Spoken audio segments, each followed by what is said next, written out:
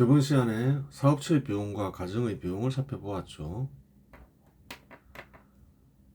그리고 그에 따라서 사업체의 소득과 가정의 소득이 있음을 확인했어요.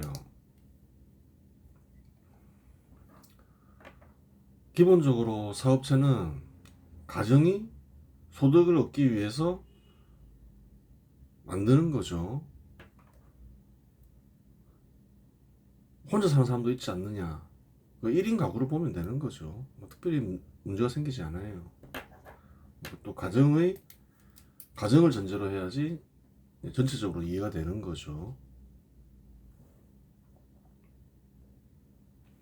그래요. 또 중요한 게 뭐였나요? 저번 시간에 언급한 것 중에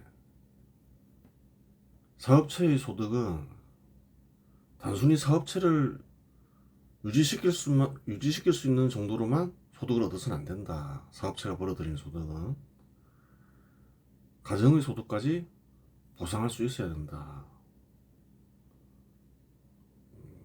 그걸 살펴보았죠. 그 다음 보겠습니다. 사업체의 소득은 사업체의 비용보다 클 수 있고 가정의 소득은 가정의 비용보다 클 수 있다. 그렇죠. 작을 수도 있겠죠. 다 살펴봐야 되는 거죠. 완벽한 틀을 만들기 위해서는. 그런데 사업체 소득이 사업체의 비용보다 크다고 하여 사업체의 이익이 생겼다고 말할 수 없다. 저번 시간에 사업체의 소득 비용은 뭐라 했나요? 사람들은 사업체를 만들 때 재산을 투입하죠. 재산을 투입해서 작업수단을 마련하잖아요. 근데 일정 기간 작업수단은 투입하다 보면 사라지더라. 그것을 대체해야 된다. 그게 사업체의 비용이다. 이렇게 얘기했죠. 사업체를 만드는 사람의 목적은 사업체를 유지시키기 위함이 아니라 사업체로부터 가정의 소득을 얻어 생존하기 위함이기 때문이다. 그래요. 그러니까 사업체 이익을 살펴보고 있는 거죠. 따라서 사업체에 이익이 생기기 위해서는 일정 기간 사업체가 벌어들이는 소득이 사업체의 소득과 가정의 소득을 모두 보상하고 남을 때이다. 그렇게 되는 거예요. 그러면 분석의 편의를 위해 일정 기간 사업체가 벌어들이는 소득을 총소득으로 규정하겠다. 그 다음 한번 보겠습니다. 가족 단위로 구성되는 사업체나 수백 명, 수천 명으로 구성되는 사업체나 개념을 적용하면 다름이 없다. 똑같다는 거예요. 이 분석의 틀이 가정에만 적용되고 수백 명, 수천 명 사업체는 적용이 안 된다. 그런 게 아니라는 거예요. 가족 단위로 운영되는 사업체나 수백 명, 수천 명, 수십만 명으로 구성된 사업체나 다 마찬가지로 적용이 된다. 근데 가정의 비용을 큰 기업 같은 경우에 가정의 소득 비용 이렇게 표시하지는 않죠. 그런 부분들은 뒤에 살펴보기로 하고 복잡한 것보다도 공통적인 것, 기본적인 것, 변치 않는 것부터 먼저 알아야 된다는 거예요. 그러한 것들은 그 변치 않는 원칙을 이해하면 절로 이해된다는 거예요. 달리 얘기하면 뭐냐? 그냥 기술적인 부분이라는 거예요. 간단하게 설명을 하겠지만 수많은 사람들이 참여하는 사업체의 경우 수많은 사람들이 가정의 비용은 인건비로 나타나고 그렇죠. 그때 가정의 소득 비용 이렇게 얘기하지 않죠. 이 인건비는 뭐가 되나요? 또 현실대로 치면 근로자들이 소득이 되는 거죠. 사업체의 비용은 작업수단 투입 비용으로 나타나며 이해의 편을 위해 인건비를 가정의 비용이라고 말하거나 사업체 소득을 작업수단 투입 비용으로 말할 수 있다. 그렇게 되는 거예요.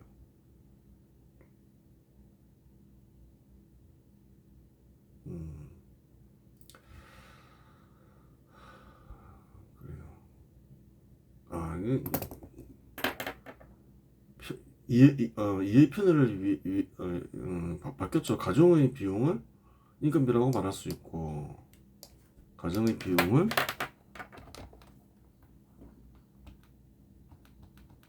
인건비라고 말할 수 있고, 사업체의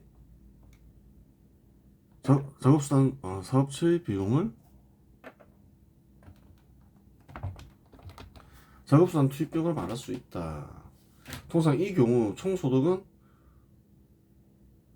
소득이라고 표시한다. 총소득 이런 게 있을 필요가 없는 거죠.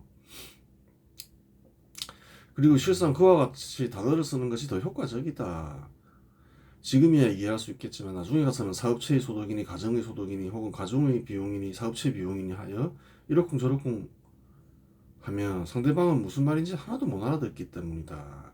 그래요. 정확한 내용을 알 수 있게끔 써주는 게 좋다는 거예요. 그럼 이제 큰 기업을 분석할 때는 혼동을 방지하기 위해서,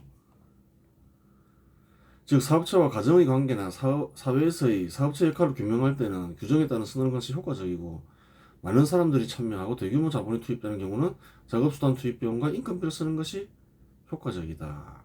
이처럼 상황에 따라 적절한 단어를 쓰는 것은 다른 견해를 취하는 것이 아니라 유도리 있게 행동하는 것이다. 이해의 편의를 위해. 그렇죠.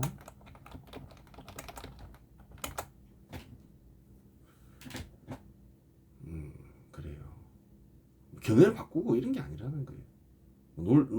논리 전개가 갑자기 바뀌고 이런 게 아니라는 거예요. 단어를 바꿔 쓰는 거는 상황에 따라 이해의 편의를 도모하기 위함이다. 혼동을 방지하기 위해서. 앞에서 순소득은 일정 기간 번 소득이 일정 기간 쓴 비용보다 커 남는 소득을 순소득이라고 말하였다. 그렇죠. 일정 기간 쓰고 남는 거 소득에서 그것이 순소득이다. 그렇게 얘기했죠. 즉 사업체의 순소득이 발생하는 원리와 사업체의 순소득을 수식어로 표시하면 다음과 같다. 어떤 경우에 순소득이 생기나요? 지금은 막 너무 큰 기업을 생각하지 말라는 거예요. 그냥 가족 단위로 사업체를 운영한다. 그게 확장된 것에 불과하니까 너무 큰 기업을 생각하지 말라는 거예요. 이해할 수 있게 가족 단위로 운영된다. 실제로 그렇잖아요. 가족 단위로 운영하다가 큰 기업이 되는 경우가 많잖아요. 통상 그렇죠. 처음에 시작할 때는. 복잡하게 생각하지 말라는 거예요. 기본적인 걸 제대로 이해해라. 그것이 어떻게 바뀌어 나가는 거지만 보면 된다. 기술적인 거다. 나머지는. 그래요. 그러면 어떻게 되나요? 누군가 사업체를 만들었어요. 사업체는 어떤 경우에 남을까요? 가족이 사업체를 유지할 수 있는 비용을 투입하고, 계속 사업체를 유지하려면 계속 투입해야 되죠. 사라지는 것들을 위해서, 대체하기 위해서. 또 가정도 마찬가지잖아요. 자꾸 사라지는 걸 대체해야 되잖아요. 식량이나 이런 것들. 그것을 그래요. 그랬을 때 총소득이 더 클 때 이제 사업체의 순소득이 생기죠. 사업체의 순소득이 된다. 사업체의 순소득은 뭔가요? 총소득 빼기 사업, 뭘 빼나요? 사업체의 비용과 가정의 비용을 더한 총 비용을 빼는 거죠. 그래요. 그렇게 되는 거예요.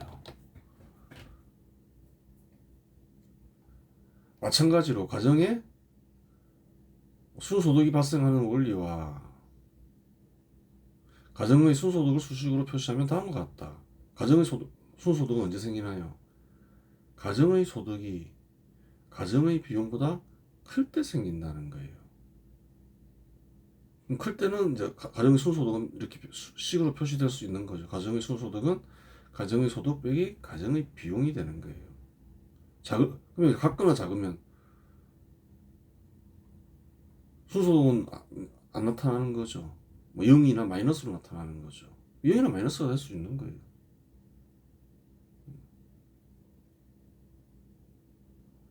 마이너스 순소득이라고 얘기하진 않잖아요. 근데 다 살펴봐야 되는데, 그 다음 보겠습니다. 사업체의 순소득이 사업체 비용과 가정의 비용의 합으로 나타나는 총 비용보다 크다는 보장이 없다. 그렇죠. 사업체 총 소득이 항상 크다. 총 비용보다. 그런 보장이 있냐는 거예요. 없죠. 마찬가지로 가정의 소득이 가정의 비용보다 항상 크다는 보장이 없다. 그거 없잖아요. 그 신용불량자도 생기고 그러잖아요. 사업체의 총소득이 사업체의 총비용보다 작으면 손해가 생기는데 이때의 손해를 사업체의 손해로 규정한다. 마찬가지로 가정의 소득이 가정의 비용보다 작으면 손해가 생길 수 있다. 이때의 손해를 가정의 손해라고 규정한다. 그래요. 이와 같은 원리를 식으로 표시하면 다음과 같다. 총 비용이 총소득보다 크다. 그러면 손해가 생긴다. 사업체의 손해는 사업체 손해는 표시되죠. 총소득 빼기 총 비용 빼기 총소득이죠. 총 비용 빼기 총소득. 이렇게 되는 거예요. 마찬가지죠. 가정의 비용이 가정의 소득보다 크면 가정의 손해가 생긴다. 가정의 비용 빼기 가정의 소득. 그래요. 이런 것들은 기본적인 거죠. 복잡한 걸 이해하기 위해서는 이런 기본적인 개념 규정, 나아가 수식까지 정확하게 표현해야 되는 거예요. 수식 나오면 머리 아파하는 사람 있지만 이런 것들은 아주 기본적인 수식이잖아요. 누구나 이해할 수 있는. 초등학교 저학년들도 다 아는 거잖아요. 그래요. 순소득과 손해는 다양한 단어로 표시된다. 순소득은 이익, 흑자로 표시되기도 하고 손해는 손실, 적자로 표시되기도 한다. 특히 사업체 순소득은 이윤으로 불리기도 한다. 그렇죠.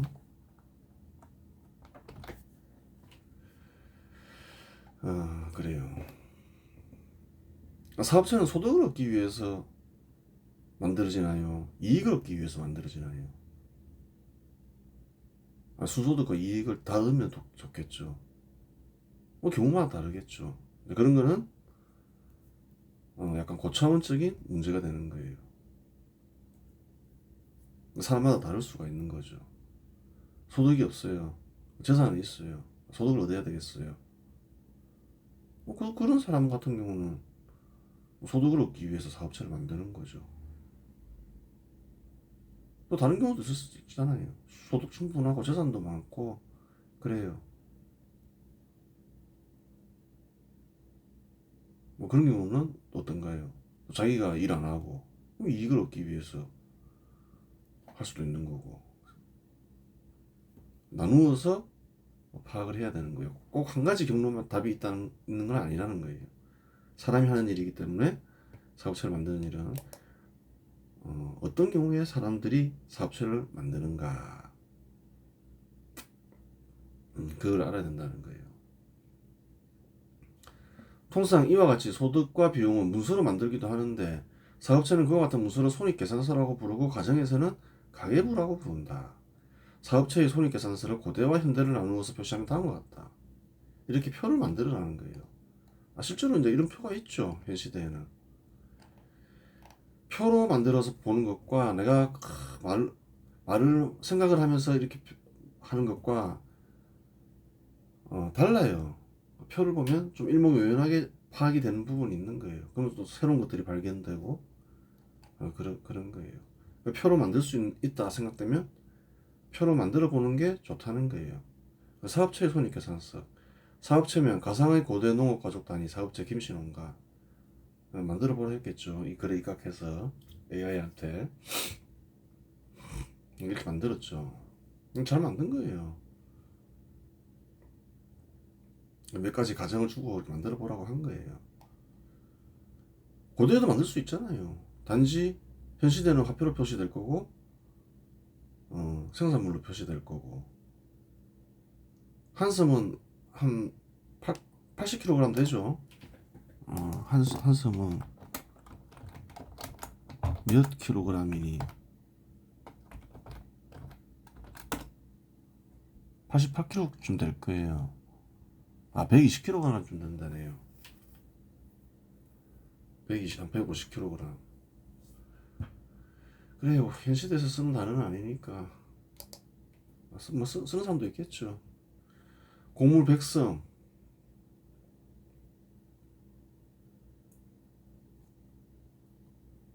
뭐 이런 식으로 표현하면 안 되죠. 가치. 뭐 나중에 빼기로 하고 가치는 뭐라 했나요? 사회적으로 인정되는 일의 양이다. 고대는 그렇게 측정을 했겠죠. 누구나 다 같은 일을 하니까 잘 아는 거죠. 현 시대는 안 쓰는 거긴 한데 그래요. 총소득, 뭐 곡물, 가축, 수용품이 있겠죠. 고대에는 사업체의 비용은 뭔가요? 도구 제작, 유지, 가축 사육이 있겠죠. 가축도 도구로 사용했으니까 이런 거, 일도 비용이라고 했죠. 화폐가 없는 곳에서는 비용이 없냐는 거예요. 있다는 거예요. 얘기했죠. 세금 대신 일로 일로 이제 화폐 세금을 대신하기도 한다고. 그래요. 가정의 비용이 있죠. 곡물 50섬을 소비해요. 그래요. 도구 제작 유지에 곡물 30섬을 이렇게 평가할 수 있다. 이렇게 얘기할 수 있는 거죠. 80섬이 소비된다.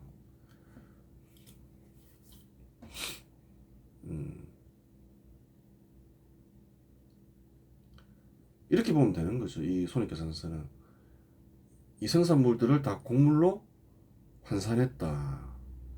이렇게 보면 되는 거예요. 그럼 총 비용은 어떻게 되나요? 곡물 80섬, 사업체 비용 플러스 가정 비용이다.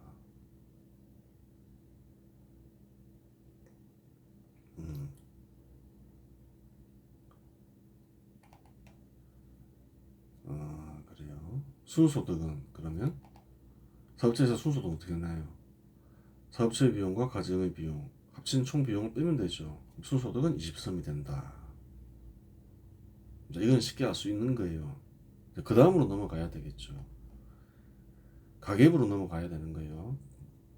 고대 가정의 가계부로 한번 써보자. 생산물을 곡물로 환산하면 70섬이 된다. 곡물만 생산했다는 게 아니에요.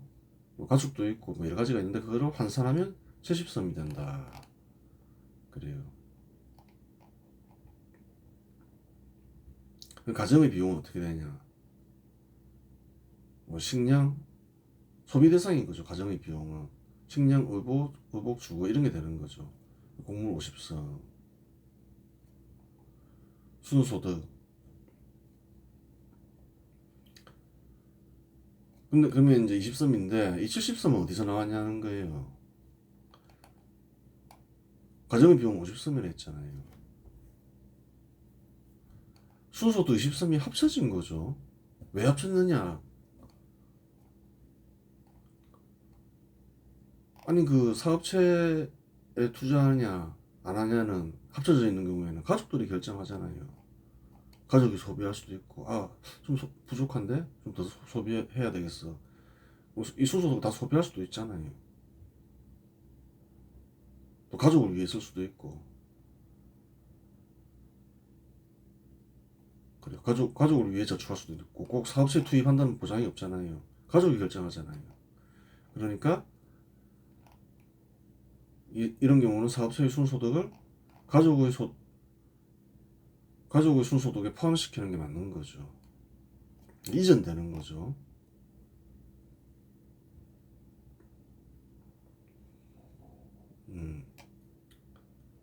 그래요. 재산을 표시할 때는 사업체 재산에서 순소득은 생겼지만 빠지는 거죠. 가족의 재산으로. 현실대로 보면 어떻게 보면 되나요? 배당했다 이렇게 보면 되는 거죠. 그래서 기본적인 거를 잘 이해하라는 거예요. 표로 표시해봐야지 아 이런 걸 고민한다는 거예요. 가정의 소득은 어떻게 계산해야 될까? 표로 표시하는 것과 안 하는 것과 천지 차이잖아요. 표시해보라는 거예요. 그러면서 생각을 해야지 정확한 결론에 도달한다. 그렇게 되는 거죠. 사업체와 가정이 합쳐져 있는 상태에서 사업체의 순소득은 가정의 소득에 포함된다. 즉, 가정의 소득은 가정의 비용에 사업체의 순소득이 합쳐진다. 그 말이죠. 사업체의 순소득이 투입되는지 여부는 가정이 결정하며 만일 가정의 비용이 증가할 경우 사업체의 순소득은 가정의 소비에 이용될 것이기 때문이다. 그래요. 그러한 이유로 가정의 소득을 장부로 작성할 때 가정의 비용과 사업체의 순소득을 합쳤다. 현 시대에서도 가족 단위로 운영되는 사업체는 어떻게 되나요? 마찬가지라는 거예요. 달라지는 건 뭔가요?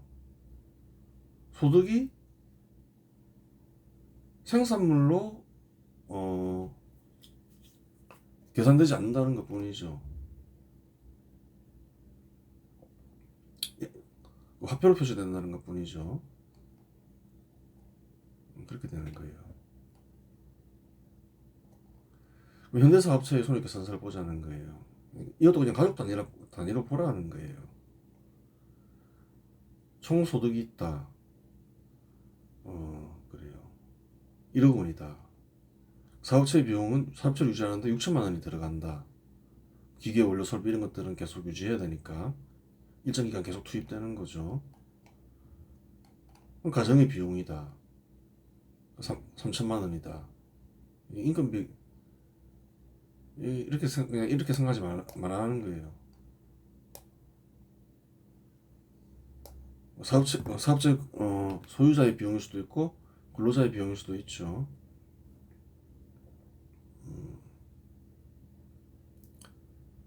생계 유지비 뭐 이렇게 쓰면 더 낫겠지.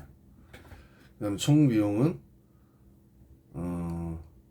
마찬가지로 뭐 사업체 비용 플러스 가정 비용이다. 두 합쳐야 된다 이렇게 얘기했죠. 그러면 사업체에 남는 순소득은 1천만 원이 된다. 가계부를 작성해 보자는 거예요. 사업체의 손익계산서만 작성하면 어떻게 돌아가는지를 모른다는 거예요.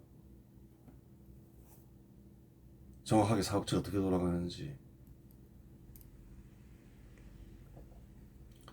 똑같죠. 일단 가계의 비용이 들어간다. 가정의 소득은 가계의 비용에다가 순소득이 합쳐진다. 그럼 어떻게 되나요? 4천만 원이 된다는 거예요.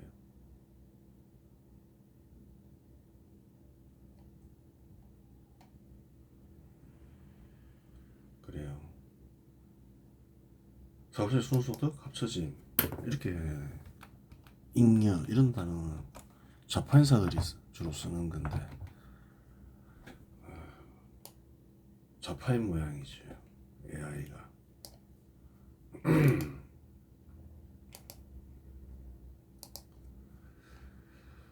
이렇게 되는 거고 가정의 비용은 3천만 원이다. 뭐 식량 주고 의복 우럽 이런 게 써주고 1천만 원이 남는다. 이렇게 되는 건데 그래요. 수공품 여기에도 곡괭이 삽등 이렇게 쓰면 또 일하는 수단도 포함된다. 이렇게 되는 거죠. 그래요. 한번 보겠습니다. 마찬가지로 현대사업체의 손익계산서와 현대가정의 가계부를 작성해 보았다.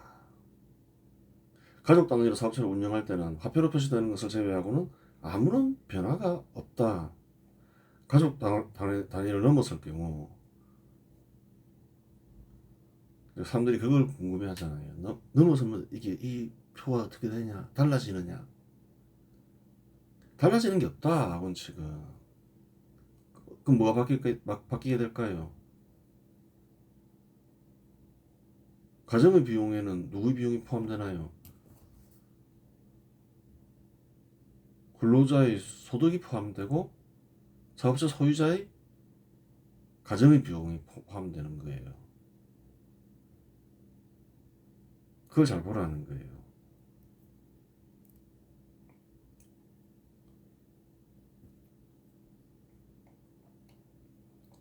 바뀌는 건 없어요. 기술적으로 어떻게 변하는 것만 보라 했잖아요. 그러니까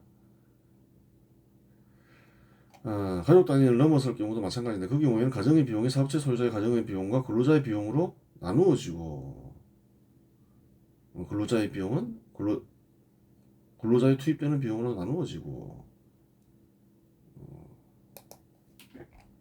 그렇죠.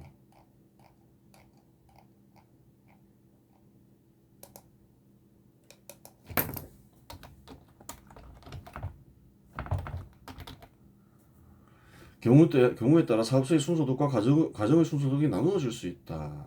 이 사업체의 순소득은 어떻게 되냐? 나누어질 수가 있다는 거예요. 큰 기업이 생기고 이러면 사업체의 재산과 사업자 소유자의 재산을 구별하죠. 그것도 나누어지는 거죠. 순소득이. 즉 제도적으로 사업체의 재산과 사업체 소유주의 재산을 엄격히 구별하면 사업체의 순소득과 사업체의 소유주의 순소득은 필연적으로 나누어질 수밖에 없다. 그거 다 이해가 된다는 거예요. 기본 틀이라는 거예요, 이게.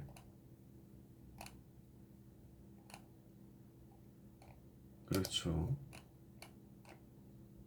기본적인 걸 잘 이해해야 된다. 나머지는 그저 기술적 변화이다. 기술적 변화가 어떻게 되는지도 잘 알아야 되죠. 그래야지 이제 현상을 정확하게 이해하고 분석하고 적용할 수가 있게 되는 거예요. 이번 시간에서 마치겠습니다.